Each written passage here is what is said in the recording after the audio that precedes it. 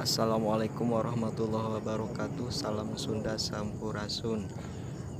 Hari ini tanggal 2 Januari tahun 2020 ada penampakan angin puting beliung di pantai Sahelang Garut. Mudah-mudahan tidak terjadi bencana dan ini hanya sebatas penampakan biasa. Semoga Allah melindungi kita semua, amin.